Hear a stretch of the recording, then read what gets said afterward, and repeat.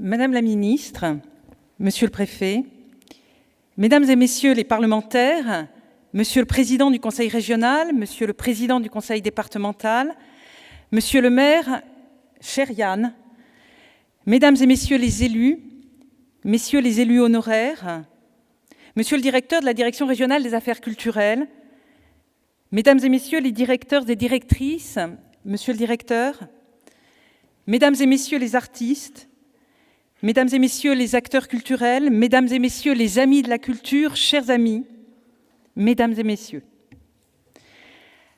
Avec un concours de 6 039 000 €, l'agglomération Bourges Plus est le troisième financeur de l'équipement que nous inaugurons aujourd'hui. Dans les 17 communes qui la composent, l'agglomération soutient les projets d'investissement des communes par des apports en fonds de concours.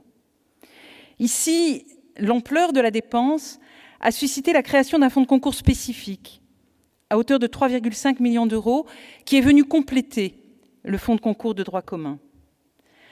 L'un et l'autre répondent à la même finalité, aider la commune dans un projet communal qui n'entre pas dans le périmètre des compétences intercommunales et dont l'évolution du statut n'est pas envisagée.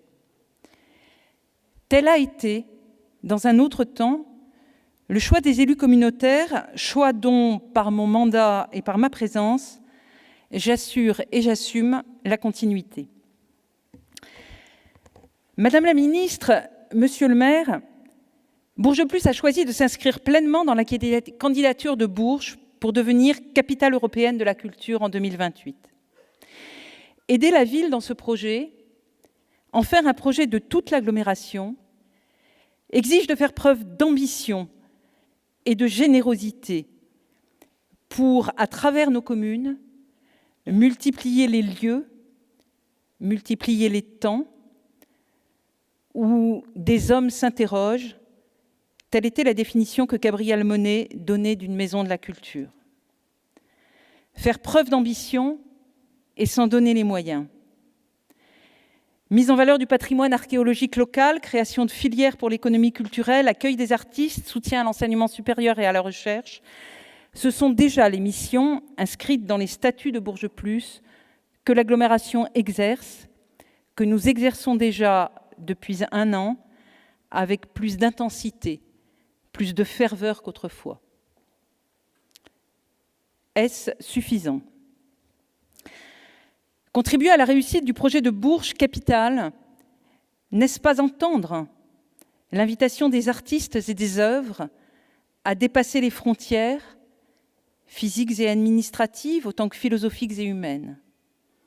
N'est-ce pas savoir les déplacer, les dépasser? Est-ce une trop grande audace que de penser que l'apprentissage des pratiques artistiques, la musique, la danse, le dessin, le théâtre, ces pratiques qui accompagneront les enfants, les jeunes, les adultes à devenir des hommes et des femmes qui s'interrogent, concernent autant les enfants d'Arcé que ceux de Bourges, ceux de Saint-Michel-de-Volangy comme ceux de Saint-Douchard. Est-ce une trop grande audace que de penser que la conservation et la mise en valeur de nos patrimoines méritent à tout le moins une mise en réseau, peut-être un écrin commun? Ici, par un fonds de concours, nous avons aidé à équiper la chambre de l'enfant. Demain, pour d'autres équipements que celui-ci, pour d'autres projets, pour d'autres programmations, ne serait-il pas plus ambitieux, plus généreux, parce qu'on appelle un transfert de compétences, que d'adopter l'enfant?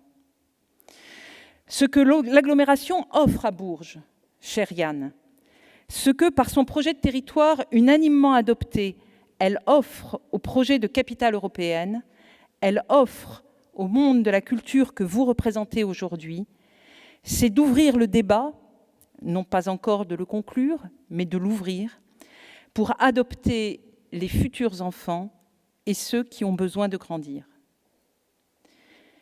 Mais quelle crédibilité aurait Bourges pour concourir au projet de Bourges Capitale si son École nationale supérieure d'art s'affaiblissait?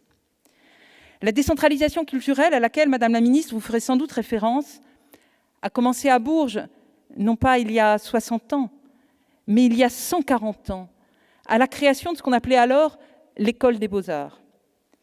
Vous savez, la longue attente au cours des dernières années pour que les collectivités et l'État se mobilisent à son chevet, c'est fait. Chacun en a donné le signe. Vous nous avez dit lors de votre dernière venue à Bourges, le 28 juin dernier, que l'école resterait dans notre ville.